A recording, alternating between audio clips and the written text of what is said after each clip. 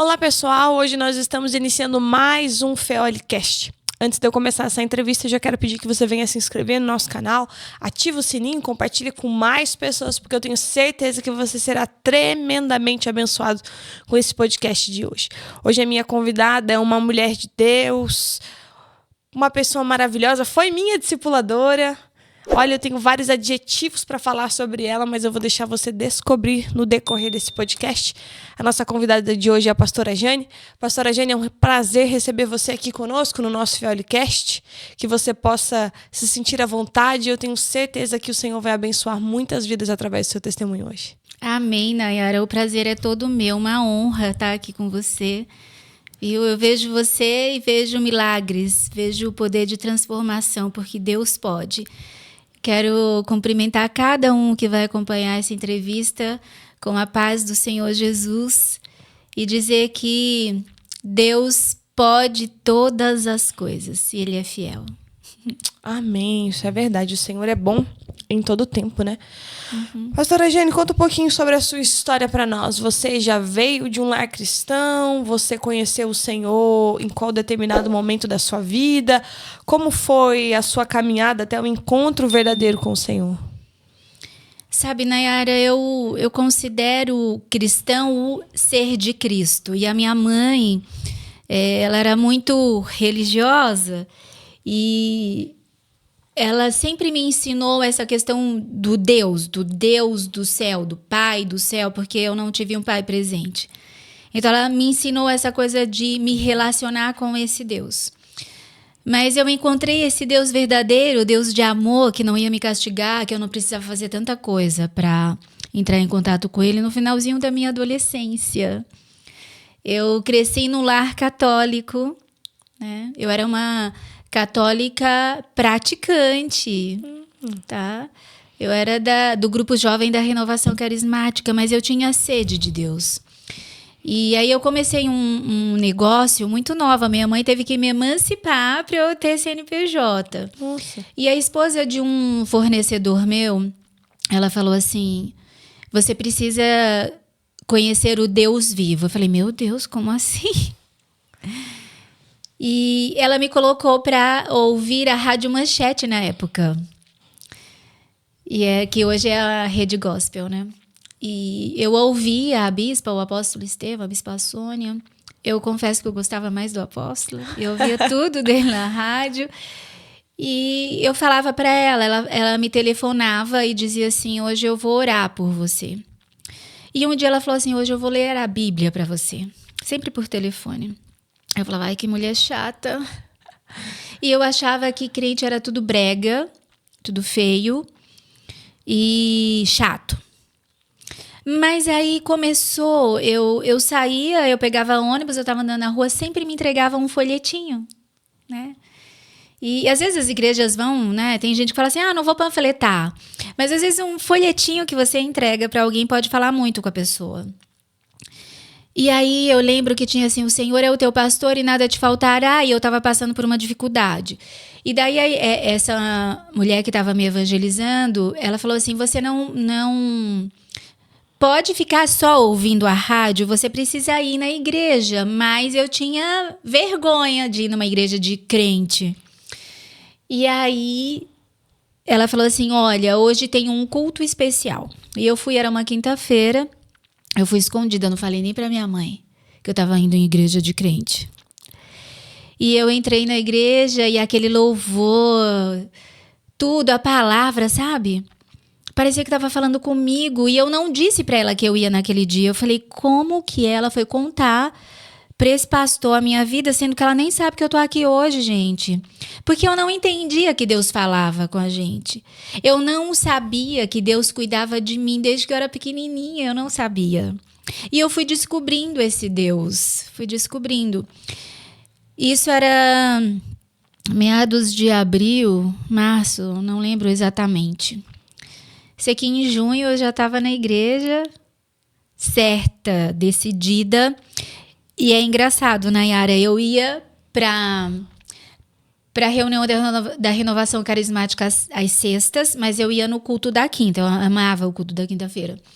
No sábado, quando tinha evento, eu ia.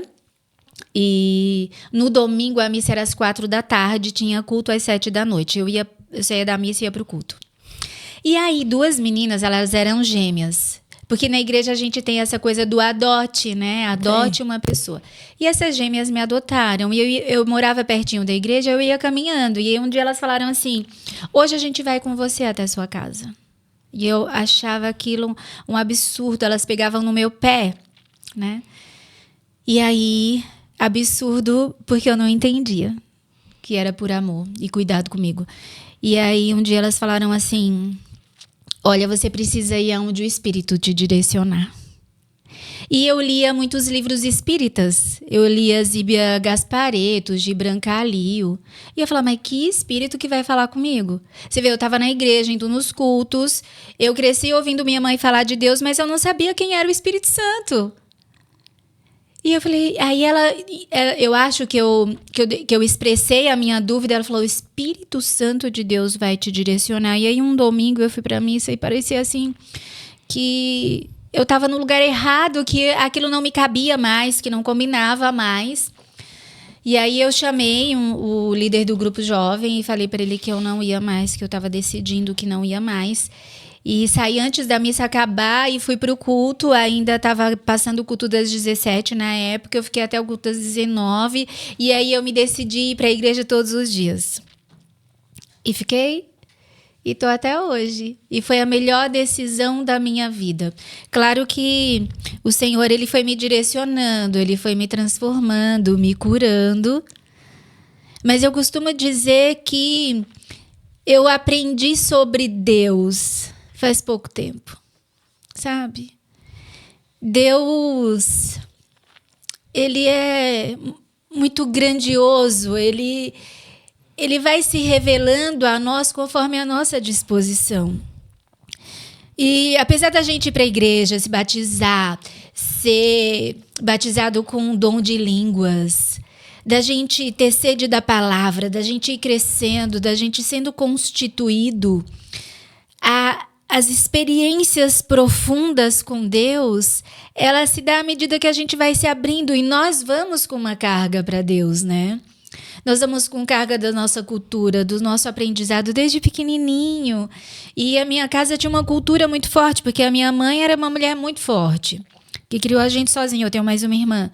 Criou a gente sozinha, então eu cresci vendo a minha mãe como uma guerreira.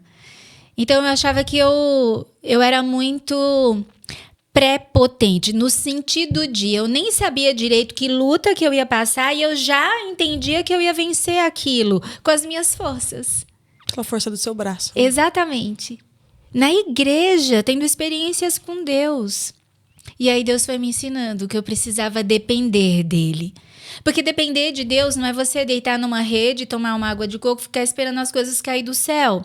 Depender de Deus é você saber que é o Espírito de Deus, como está em Isaías 11:2. Que o Espírito de Deus vai te guiar, o Espírito de conselho vai falar com você, o Espírito de fortaleza vai te renovar a cada manhã, né? O Espírito de sabedoria vai desenvolver em você os dons, né? E para eu entender isso e aprender isso levou um tempo. Eu tive que ter experiências, eu tive que ser marcada muito profundamente, sabe? Por exemplo, a maternidade me ensinou muita coisa, me ensina até hoje. O João Pedro é uma bênção para mim. Então, assim, Deus, ele vai nos marcando. Você sabe que eu trabalhei numa clínica que a dona tinha, acho que 72 anos. Era 72 anos. Nossa. E ela me chamava de menina. Me dava uma raiva, porque eu achava que eu era, né, a mulher mais experiente e madura. Menina, você é uma menina ainda, Jane. E ela falou assim pra mim, uma coisa que me marcou até hoje. Ela falou assim, eu quero morrer aprendendo. Uau. É. Ela falou que quem acha que sabe tudo e que não tem nada mais pra aprender já morreu. Sabe? E aí eu lembro disso nas minhas experiências com Deus. Eu quero aprender com Deus a minha vida inteira. Amém. É entender que nós temos um Deus que peleja as nossas guerras. Sim. Sem que a gente precise ir à batalha, né? Sim. Como Josafá, né? Ele estava cercado pelos inimigos, ele estava com medo. Mas quando ele se prostra, quando ele clama, o Senhor diz: Josafá, apenas levante as suas mãos e me adore e veja que eu sou o Deus que vou adiante de você, né? Sim. E é entender que o Senhor é um Deus que ele não vai nos livrar de passar por adversidades. Ele não vai nos livrar da fornalha, ele não vai nos livrar das guerras, mas ele vai entrar conosco em cada uma dessas batalhas. E ele vai nos garantir a vitória porque somos mais do que vencedores em Cristo Jesus, não é mesmo? Amém. E a sua mãe? Quando você fala, não, agora eu vou ser crente, agora eu vou para a igreja, não vou ser mais católica, como que a sua mãe aceitou isso? Como é que sua mãe entendeu isso? Levou um tempinho para ela entender. Mas ela também foi para a igreja. Glória a Deus. A minha irmã também foi. E o meu sobrinho, que hoje faz faculdade aqui em Curitiba, porque eu sou pernambucana, tá? Nossa! O meu sobrinho, que hoje faz faculdade aqui em Curitiba, foi curado no altar. Nossa. Ele tinha sopro no coração, vivia no hospital, e eu falei para minha irmã, olha, leva ele na igreja e apresenta ele no altar. Apresenta ele. Que os céus vão reconhecer ele vai ser curado. Nayara, ela foi no culto, apresentou ele. E foi uma coisa assim tão poderosa, porque Deus não é mágico, né? Deus é poder. Ele foi curado. Curado, assim, de uma forma tão incrível. Ele vivia roxinho, de tanto exame, nunca mais ele foi para o hospital. Nossa. Ele tinha, na época, acho que 3, 4 meses. E também cresceu na casa do Senhor. Glória a Deus, né? Você vê que o Senhor alcançou você, né? Ele te encontrou. E através da sua vida, né? Você foi porta de luz na vida da sua mãe, da sua irmã e assim toda a sua casa na presença do Senhor, né? Sim, sim. Gostaria que você compartilhasse conosco quando foi que você percebeu, quando foi que você, assim, percebeu pela primeira vez a presença de Deus na sua vida? Quando foi que você sentiu verdadeiramente que o Senhor estava ali com você? Foi num acampamento. Eu amo acampamento. Acampamento é de verdade retiro espiritual, né? Você se retira para Deus, para ter experiências com Ele. E foi ali. Ele me tocou, ele me visitou. E a partir daquele acampamento eu entendi. Essa vida, essa ressurreição, esse poder de Deus. Ele mesmo sendo tão grande, tão poderoso, o amor dele nos toca e nos visita. E fui sendo transformada, sabe, Nayara? Foi a minha primeira experiência viva. Claro que desde o primeiro culto que eu fui, Deus falou comigo. Mas experiência viva, sim, foi nesse acampamento. Foi o primeiro acampamento que eu fui. É diferente quando ele nos toca, né? Sim. É diferente. Mas para isso nós precisamos abrir o nosso coração, né? Porque quando você estava indo pela primeira vez, você estava indo, mas tinha uma resistência ali ainda. Sim. Mas agora, quando você vai para esse acampamento, você já estava entregue, né? Sim. E aí você se converte ao Senhor, a sua casa é alcançada, você começa a caminhar com o Senhor. Quando você se converte, você já foi a primeira vez na Renascer ou você foi em outra igreja? Na Renascer. Já era da Renascer. Sempre na Renascer. Sempre na Renascer. Sempre. E aí você encontra a Renascer, a sua vida é transformada. E como é que continua a sua caminhada até a unção pastoral? Muito aprendizado, sabe? Experiências ministeriais, assim, que me marcaram muito. Eu já fiz de tudo na igreja. Mas experiências que me marcaram muito e muito cedo, inclusive, foi sair às ruas para evangelizar prostitutas. Uau! Isso me marcou demais até hoje, eu lembro. A primeira menina, a gente chamava elas de meninas. A primeira menina que se converteu se tornou diaconisa na casa do Senhor. Uma história linda. Ela se chama Ana. Um rapaz que já estava para se travestir, ele decidiu não estar mais na rua. Ele voltou para a cidade dele, se converteu e hoje é casado, tem uma família. Nossa, glória a Deus. Porque a gente se dispõe e os frutos nos edificam, né, Nayara? Não era um trabalho fácil, mas a gente ia com todo amor. Outra coisa que me marca muito, até hoje eu faço, é abordar as pessoas na rua, porque isso me abençoa demais, sabe? A gente fazia muito isso, lá em Recife a gente fazia luais, muito. Outra coisa que me marca muito, até hoje eu amo bastante, são as células. Eu tive célula dentro da minha casa há muito tempo. E às vezes a gente não tem noção. Mas tem do lado alguém, o vizinho, que te dá bom dia, boa tarde, você não sabe. Talvez aquela pessoa esteja passando por uma depressão, uma luta, uma dificuldade. E você chamá-la para um café, compartilhar ali uma palavra, uma oração, vai mudar a história dela. Então, célula é uma coisa que eu gosto bastante. Evangelizar eu amo. Amo assim de todas as maneiras. Vamos evangelizar na praça? Vamos. Esse final de semana a gente foi em 2 praças. Uma para evangelizar, outra para entregar alimentos. E em todo lugar cabe Jesus. Em todos os lugares as pessoas estão sedentas dele. E uma coisa que eu me descobri, porque desde pequenininha eu sou muito falante, né?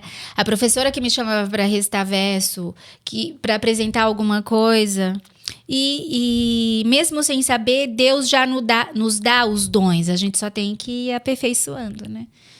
E essa coisa de falar, eu não tenho medo de falar, sabe? Seja com quem for. Desde a pessoa que está em situação de rua a um lugar onde tenham autoridades. Eu não tenho receio de falar. E eu sei que a unção de Deus, ela nos ensina todas as coisas, né? E a direção do Senhor nos conduz. Então, eu amo o evangelismo. Eu já trabalhei com crianças, continuo trabalhando. Agora, no Galf, a gente tem o trabalho do Galf nas escolas. Eu amo o Galf, estou no Galf desde 2005 e estou até hoje. Uau, já faz algum tempo. E foi o Galf que, por causa do Galf, eu fui trabalhar na área de saúde mental também. Então, o ministério abençoa a nossa vida pessoal, né? Tudo começa no âmbito espiritual. E aí as coisas vão se alargando, vão se estruturando na nossa vida pessoal também. Amém. Explica um pouquinho pra gente o que é o Galf. O Galf é um grupo de apoio dentro da igreja, com a cobertura da igreja. Grupo de apoio a usuários e familiares, e hoje o Galf é para todos. A gente atende todas as dependências. Dependência de compra, dependência emocional, dependência de qualquer vício, entorpecente, todo vício de jogos. Amém. Você que está procurando uma ajuda, que está precisando se libertar, precisar sair dessa prisão, porque o vício ele nos aprisiona, né? Sim. Olha só, você já tem um lugar para que você vai ser acolhido, que é o Galf, né? Amém. E a pastora Jane vai estar lá para te ajudar. Amém. O Galf aqui em Curitiba é toda sexta-feira às 20 horas, na Avenida Presidente Kennedy, 2662, Água Verde. Amém. A gente vai deixar aqui na descrição, aqui embaixo, o endereço. Você pode entrar em contato. O Instagram da pastora Jane também vai estar lá. Você pode entrar em contato com ela.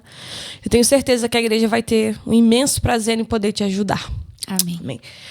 Pastora, há uns anos atrás, você passou por uma experiência com o Senhor poderosa, né? Assim, um encontro genuíno, porque eu acho que a gente tem um encontro genuíno e verdadeiro com o Senhor, não todos, não generalizando, mas boa parte das pessoas, quando elas passam por uma dificuldade, quando elas passam por alguma determinada doença, algo que ela possa entender que só o Senhor é capaz de restaurar, o Senhor é capaz de curar, o Senhor é capaz de resolver tal problema, né?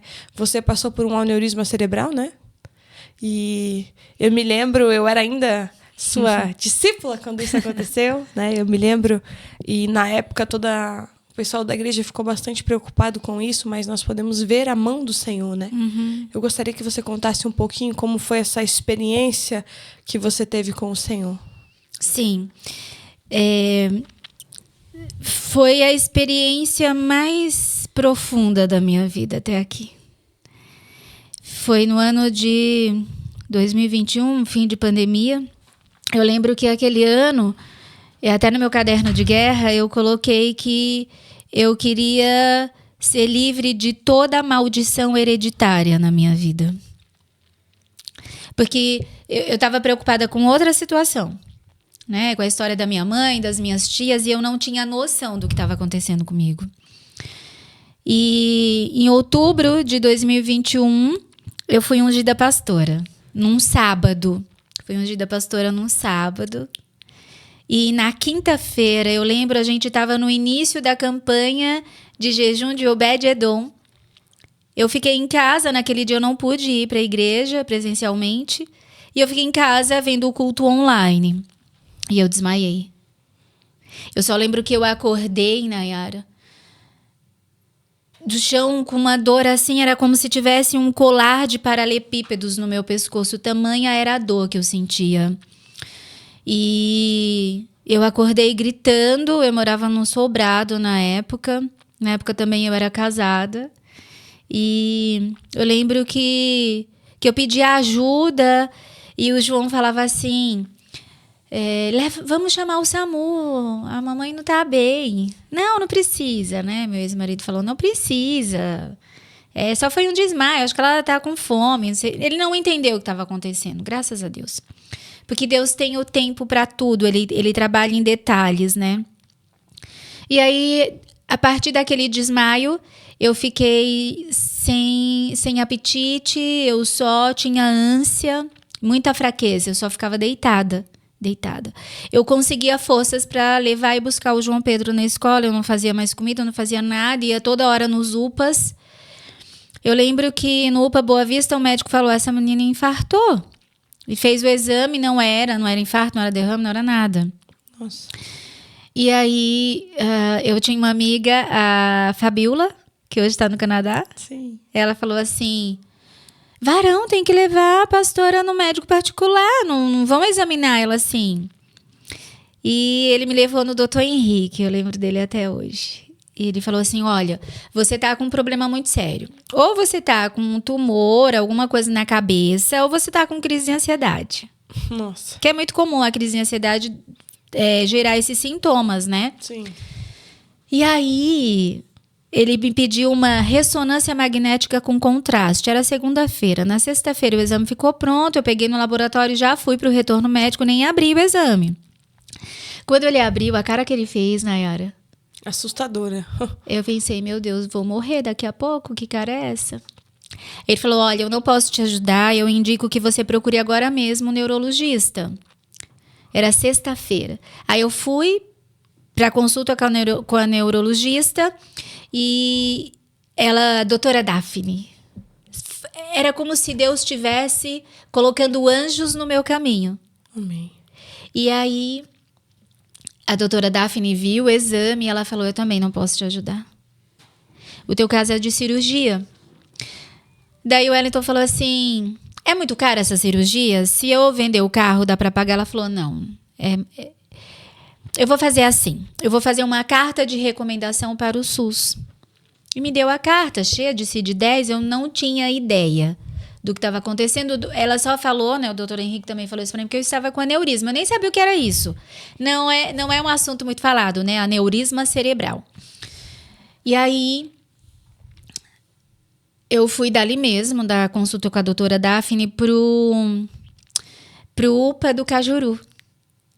E lá, a doutora Daniela, eu lembro dos nomes, porque foram coisas que ficaram gravadas em mim, sabe? Pessoas que marcaram a sua vida. Exatamente. Né? Aí, quando eu abri a boca para perguntar alguma coisa, a doutora Daniela falou assim, você já está na fila de leitos. Você vai ficar aqui até a ambulância vir te buscar. E não deixou eu conversar muito, eu perguntar o que estava acontecendo. E eu fiquei lá, era sábado, né? Fiquei lá até a segunda-feira de manhã, né? E eu lembro que no domingo, depois do culto, porque era fim de pandemia, ninguém podia entrar. Só se fosse da família direta. E aí a sua sogra, dona Fátima, ela tem o mesmo sobrenome que eu, né? Oliveira. E ela foi lá no UPA depois do culto de domingo, junto com a pastora Vanessa. Elas foram orar por mim e me levaram esse voto, né? Até quero falar sobre isso. E eu me senti tão protegida, tão amparada. Elas foram no domingo à noite depois do culto. Na segunda-feira, 7 da manhã, saiu a minha vaga no Hospital Universitário Cajuru. Nossa, glória a Deus. E antes de tudo isso, Nayara, Eu lembro que o pastor Fábio, na época, ministrou sobre votos que te livram, né? E a gente sabe de votos que livram. Gideão fez voto para Deus. Ana fez um voto ao Senhor. Ela entregou o que ela não tinha. E ela se tornou mãe. Davi, em todas as batalhas que ele ia, ele fazia votos com Deus. Ele era sacerdote, levita, adorador. E o voto que Deus me ministrou na época, eu não tinha. Eu não tinha aquilo. É como Gideão, né? Senhor, eu não tenho isso. Como que eu vou te entregar algo que eu não tenho? Mas eu lembrei de Ana. Ela entregou o que não tinha também. Porque Deus ia dar para ela. E aí eu fiz um voto na época. E Deus falou para mim, a hora que eu fui no altar entregar o voto, Deus falou, esse é um voto de livramento. Mas eu não ia imaginar que Deus estava me livrando da morte. Eu pensei que era livramento de algum acidente, livramento de alguma dívida, sei lá o quê. Menos que eu estava para morrer, né? E aí fui. Deus é tão fiel, tão detalhista, que quando eu cheguei no Hospital Universitário Cajuru, na segunda-feira pela manhã, era o plantão do Dr. Robinson, especialista em aneurisma que sangra. Por que se preocuparam tanto em já me atender e me colocar na fila de leitos? Porque eu estava com uma hemorragia cerebral. Nossa, e não sentia nada. Eu só sentia fraqueza, eu não conseguia me colocar em pé, minha coordenação motora não estava a mesma, eu não tinha apetite para nada porque eu era uma zumbi, uma morta-viva. E como que alguém que está com sangue no cérebro vai estar ali em pé conversando com os médicos? Então eles correram para atender, né? E aí o Dr. Robson me mandou direto para a arteriografia para ver a quantidade de sangue, né, que tinha no cérebro, só que ninguém me falava o que estava acontecendo. Por quê? Se falassem o que estava acontecendo, poderia me causar algo emocional que atrapalhasse na hora da cirurgia. Eles foram muito cuidadosos, né? E aí eu fiz a arteriografia. Realmente estava com sangue no cérebro, porque eles tinham que constatar que era aquilo mesmo. E aí eu fiquei uma semana, eu fiquei da segunda até o sábado, internada no pronto-socorro do Cajuru, uma loucura, fim de pandemia, atendendo todos os casos, todo mundo ali. Sem entender nada. E aí, no meio de tudo isso, numa quarta-feira, eu falei pro Wellington, traz a minha Bíblia. Porque tem muita gente aqui esperando leito, esperando vaga no centro cirúrgico, esperando tanta coisa. E eu quero ter um tempo com as meninas, porque como estava todo mundo junto, maca junto de maca, os enfermeiros tinham que afastar as macas para entrar e fazer o procedimento nos pacientes. Então as meninas se juntaram, né, de um lado e os homens ficavam de outro. E aí a gente tinha um tempo de conversar. Eu falei, eu quero ter um tempo de oração com elas. Traz a minha Bíblia. Evangelizando, gente. Ali no hospital já ruim e evangelizando. E aí eu lembro do Salmo 61, Deus falou comigo. E eu falei assim, Senhor, eu não estou entendendo nada, eu estou com medo, Senhor. O que eu estou fazendo aqui? Eu achava que eu era a mulher mais saudável do mundo. Eu não tinha nada, só sentia enxaqueca, dor, às vezes. Falava, enxaqueca é normal, a gente sente na TPM, né? Dor nas costas a gente sente, porque a gente lava a louça, lava a roupa, né? Normal. Eu nunca imaginei que eu tinha uma enfermidade tão séria. E aí eu tinha uma ambição enquanto crente, enquanto cristã. Ouvir a voz de Deus. Eu pensava, Abraão ouviu a voz de Deus. Moisés ouviu a voz de Deus. Por que eu não posso? Né? Claro. Era um sonho, uma ambição. E aí, no meio daquele pronto-socorro, eu fechei a minha Bíblia, orei com as meninas, fechei os olhos e fiquei, Deus, eu não estou entendendo nada. E eu ouvi audivelmente Deus falar, eu não errei com você. Uau! E ainda assim eu não entendi nada, mas eu parei de questionar. Porque eu era muito questionadora. Meu Deus, Deus tinha que me explicar. Entendeu? Olha, Deus, já está acontecendo isso, eu fiz aquilo, agora me explica o que está acontecendo. Como se Deus tivesse que me dar satisfação. Exatamente. Né? Olha que engraçadinha, né?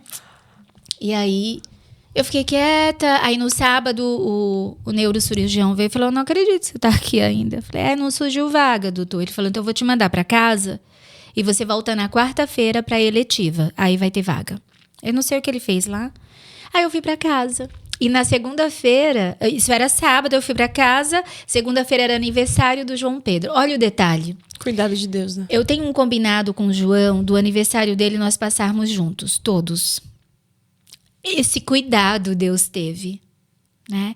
Aí nós comemoramos o aniversário dele no domingo, no Kid. Segunda-feira nós estávamos juntos. Terça-feira eu me arrumei, me organizei. Quarta-feira eu voltei para a minha primeira cirurgia, que durou 5 horas. Nossa.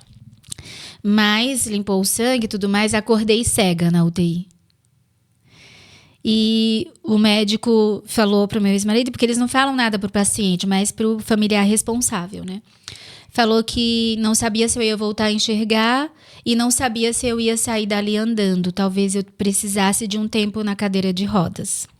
Meu Deus. Ele ficou desesperado, não sabia como lutar e teve as questões dele também. A verdade é que eu fiquei 48 horas cega do lado esquerdo, né? Por isso que hoje eu uso óculos. E depois eu fui descobrir, porque o médico falou assim, tem que fazer exames, e descobriu o que está acontecendo.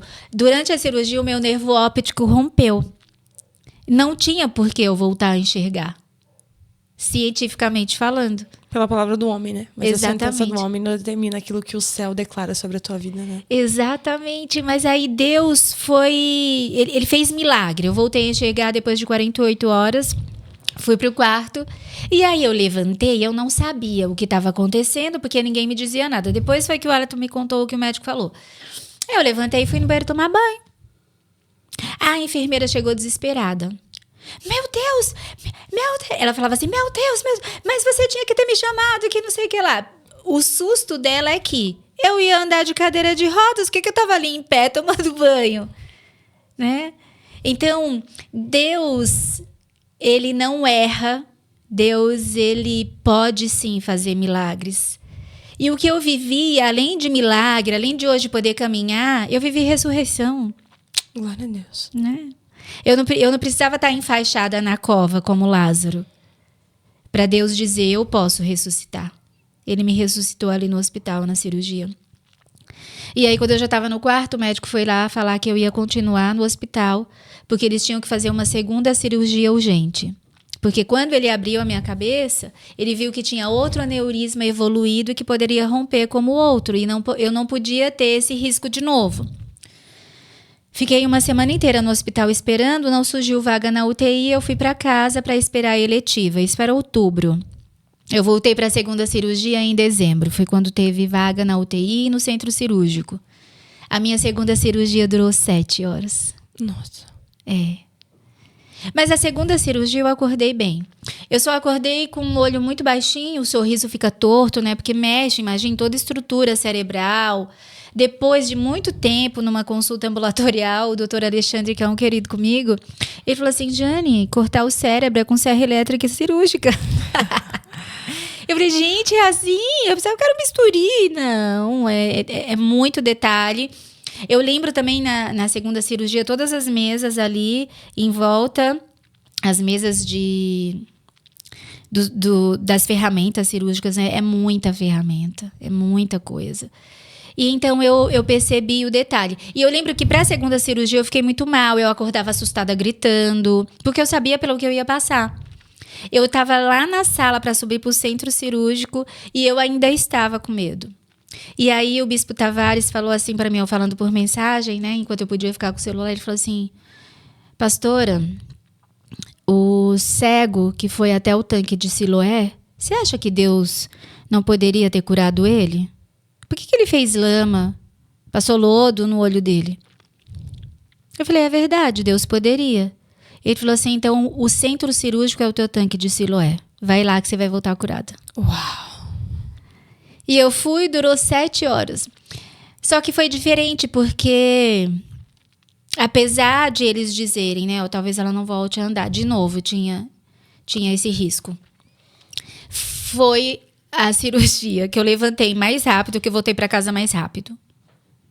Só que eu fiquei quase 2 meses sem apetite, eu emagreci muito e eu não tinha coordenação motora. Por exemplo, eu pegava isso aqui e já caía da minha mão, sem eu perceber.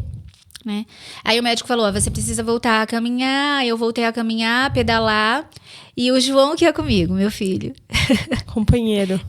Ele dizia, mãe, pelo amor de Deus, você vai ser atropelada, vem pra cá. Mas pedalando ali, eu fui retomando a minha coordenação motora. Porque também é assim, viu, Nayara? Deus, ele faz milagre. Ele pode, ele faz, ele não erra, mas tem a nossa parte. Sim, o natural nós temos que fazer, né? Exatamente. E eu poderia ter deprimido, o médico até passou pra mim, antidepressivo, eu falei, eu não quero, eu vou ficar bem. Porque a própria cirurgia faz com que o teu corpo deprima, né? Que é a depressão orgânica que fala, fisiológica, uma coisa assim. E eu não tomei. E Deus foi me restaurando, foi me curando, né? No meio de tudo isso, eu voltei um pouquinho para São Paulo. Lá eu passei por divórcio. Mas o Senhor, ele foi dando graça em tudo, né? E aí voltei para Curitiba de novo, continuei o meu tratamento aqui. Quando foi em 2022, na arteriografia, viram que tinha outro aneurisma. Nossa. E eu precisei fazer cirurgia de novo. Eu lembro até que a pastora Tati estava na consulta comigo, ela falou assim, mas vai precisar abrir a cabeça dela de novo, vai. Abriram a minha cabeça. Acordei na UTI muito rápido. Aí o Dr. Robinson do meu lado, Jane, eu abri a sua cabeça e fechei. Não tinha como manipular o teu cérebro para clipar o aneurisma. Porque senão você sairia do centro cirúrgico cega e tetraplégica. Meu Deus. E aí eu olhei para ele e falei, obrigada pelo seu cuidado comigo. O bispo G depois falou, o médico tomou uma decisão do céu. Ele falou, aqui no hospital nós temos o setor de embolização. Você vai continuar aqui na UTI em jejum e nós vamos embolizar esse aneurisma porque é mais seguro. Foi isso que ele me falou para me tranquilizar. Porém, eu não sabia que depois de passar por anestesia geral e em menos de 24 horas passar por outro procedimento, eu poderia não voltar. Eu não sabia, né? E aí fui para o procedimento, era para durar 2 horas, durou 4 horas, era para ser cirurgia local, anestesia local, foi anestesia geral. E quando eu acordei no pós-cirúrgico, estavam todos os residentes aplaudindo porque eu tinha acordado viva. Uau! E mais uma vez Deus livrou, Deus continuou dizendo que Ele é Deus, que Ele pode todas as coisas, que para Ele não há impossível. Eu continuo em tratamento, mas eu estou muito bem, né? Glória a Deus. Eu voltei com o meu apetite normal, minha coordenação motora está normal, só a coordenação motora fina que não. Minha letra parece letra de médico, é um garrancho. Mas eu tô bem. Claro que tem os cuidados que tem que ter. Mas eu falo, eu estou no lucro. Quem era para estar cego numa cadeira de rodas, tá aqui falando com você, tá caminhando, ter uma vida normal, conseguir viver o cotidiano normal. É porque Deus pode, Ele faz milagre. Sim, você falando sobre a sua história me lembra de algo que eu tenho dito nas minhas ministrações, que o Senhor tem falado ao meu coração, que é, você quer ser protegido e cuidado por Deus, é você estar no centro do propósito dele. Porque Deus, ele zela pelo seu propósito, ele cuida do seu propósito. Então, se você está no propósito de Deus, certamente você será cuidado. Amém, é verdade. Certamente você será guardado, né? E o Senhor guardou a sua vida, você é um milagre. Sim. Milagre, porque quantas pessoas nós conhecemos que, por muito menos, elas vão a óbito, né? Sim. E tudo que aconteceu com você foi na pandemia, você falou, estava todo mundo junto. Uhum. Era um momento que você nem podia ter contato com muitas pessoas, e eu tenho certeza que se cumpriu aquilo que a palavra diz, que o Senhor dará anjos ao seu respeito para te guardarem. Uhum. Né? Eu tenho certeza que o Senhor fez isso sobre a tua vida. E eu louvo ao Senhor pela sua vida, por você poder estar aqui conosco, né? Para a gente poder já caminhar para o fim, eu gostaria que você nos dissesse qual versículo da Bíblia tem sustentado a sua vida. Jeremias 29:11. Que fala, eu é que sei que pensamentos tenho ao teu respeito. São pensamentos de paz e não de mal, para te dar um futuro e uma esperança. Aleluia. Glória a Deus. Porque eu poderia não estar mais aqui, mas o Senhor me deu futuro e esperança. Amém. Eu tenho certeza que o Senhor tem grandes coisas para sua vida ainda. Amém. Em nome de Jesus. Se você pudesse resumir a sua vida, a sua história em uma frase, qual frase seria? Uau. Deus não erra. Ele não errou comigo. E eu parei de questionar tudo. Tudo. Deus é inquestionável. E se em algum momento eu me sinto tentada a perguntar o porquê das coisas, eu pergunto para quê? Para que isso? Para que eu devo olhar agora? E o Senhor sempre fala, para que você seja melhor, para que você amadureça, para que você cresça. Sim. A Bíblia diz que ele é o nosso olheiro, né? É. E nós somos um vaso, né? Sim. Nas mãos dele. Todas Sim. as vezes que nós tivermos alguma rachadura, ele vai nos refazer novamente até que chegamos à estatura de varão perfeito, né? Sim. Amém. E eu me lembro que você disse no começo aqui, que no voto você falou, Senhor, eu quero que seja quebrada toda a maldição hereditária, né? E o Senhor cumpriu aquilo que você disse sobre os seus lábios, né? Porque se é genético, se é hereditário, né? O aneurisma cerebral é sinal que o Senhor disse, eu vou cumprir aquilo que você falou. Porque certamente, talvez se você não tivesse liberado essa palavra com os seus lábios, talvez você não estivesse aqui. Sim. Porque todas as vezes na Bíblia que o Senhor vai curar alguém, ele diz, o que queres que eu te faça? É. Como se ele não soubesse o que nós precisássemos, mas ele gosta que a gente declare, porque há poder sobre a vida e sobre a morte nos nossos lábios, né? Sim. Quando você declara, Senhor, eu quero que seja quebrado, o Senhor disse, então, assim será feito. Amém. Né? Eu louvo a Deus pela sua vida. E para a gente poder encerrar, eu gostaria que você compartilhasse uma palavra com quem vai nos ouvir. Amém. Algo que o Senhor colocar no seu coração. Amém. Sabe, eu tenho pensado muito no fim, no fim das coisas. E as pessoas estão muito preocupadas com acontecimentos, o vulcão, a tempestade, o clima que não está o mesmo, né? As pessoas que não são as mesmas também. Mas sabe, Jesus, ele vem buscar os que são de verdade, verdadeiros adoradores que o adoram em espírito e em verdade. E eu entendi que o fim trata-se de cada um de nós. Não importa o vulcão, claro, a gente fica preocupado com as consequências, mas não importa o vulcão, a tempestade, o clima, se chove agora, se gela no verão, se esquenta no inverno. Importa quem você é, importa como você está. Porque ele vem te buscar. E ele vai te perguntar, filho meu, o que tens para me apresentar? E ele espera de nós frutos de arrependimento e frutos de salvação. Então fala de Jesus para o máximo de pessoas que você puder. Ainda que sejam pessoas resistentes, porque encontramos resistência na nossa própria casa. Clama, ora e fala com o teu testemunho. Fala de Jesus para quem você puder. Se você não puder verbalizar, expresse Jesus. Seja luz, seja sal da terra. Luz, luz e sal da terra. Em nome de Jesus. Amém. Pastora Jenny, foi um prazer receber você aqui em nosso estúdio, ouvir um pouco sobre o seu testemunho e poder entender e saber que o Senhor cuida providencialmente daqueles que são seus. Amém. Ele cuida e ele zela em cada detalhe de cada um dos seus filhos. E eu sei que o Senhor fez e vai continuar fazendo sobre a tua vida. Eu faço votos de paz e prosperidade, que aonde você colocar a planta dos teus pés, o Senhor lá esteja. E que antes do findar deste ano, você possa experimentar algo sobrenatural da parte do Eterno. Amém. É o que eu desejo sobre a tua vida. Em nome de Jesus. Eu Amém? recebo. Amém. Você que ficou até aqui conosco, quero pedir novamente que você venha se inscrever no nosso canal, compartilhar esse vídeo, esse testemunho tão impactante com tantas outras pessoas. Ativa o sininho.